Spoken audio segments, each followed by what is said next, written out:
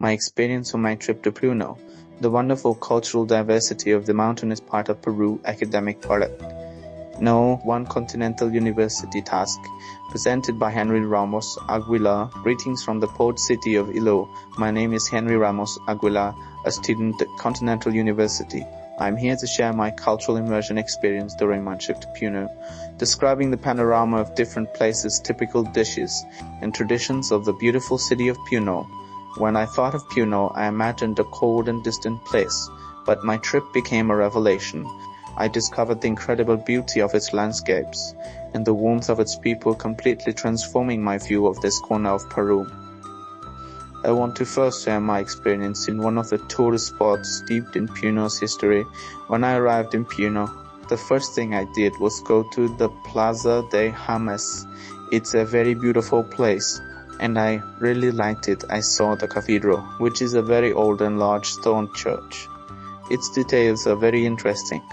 In the center was the large statue of Albert Bach Amru, which made me think about Puno's history. I sat on a bench in the gardens and just looked. I saw lots of people, some strolling, others shopping, and children playing. The air was fresh and I felt very good there for me. Puno's Plaza de James wasn't just a square. It was like feeling the heart of the city with its history and its people. It was a very beautiful experience and I really enjoyed it. I also want to mention what I liked most about the trip. The traditional dishes prepared with a lot of love and tradition by the local people. First, the fried trout, fresh fish from Lake Titicaca. It arrived crispy and soft. It was like tasting the lake itself, delicious. Then, I was amazed by the guano mazamorro with lime. It sounded strange at first, but it was a sweet and creamy dessert with a unique earthy flavor. I felt like I was tasting an ancient secret of the Andes. Finally, the cuspia, soft quinoa rolls. They were light and very natural, making me feel like I was eating something very much from our ancestors.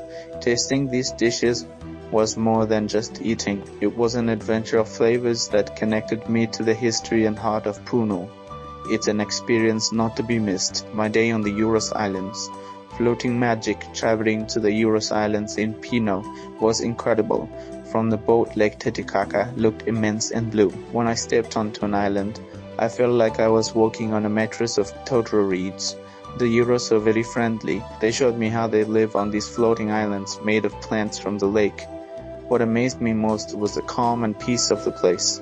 Even though the ground was moving a little, seeing their floating houses, their boats made of the same plant, and how the children smile while playing makes you feel like you are in a totally different and magical world. It was a very peaceful and unique experience. Seeing their totara reed houses and boats made me feel like I was in a magical world. I made this short tourist trip for this academic activity.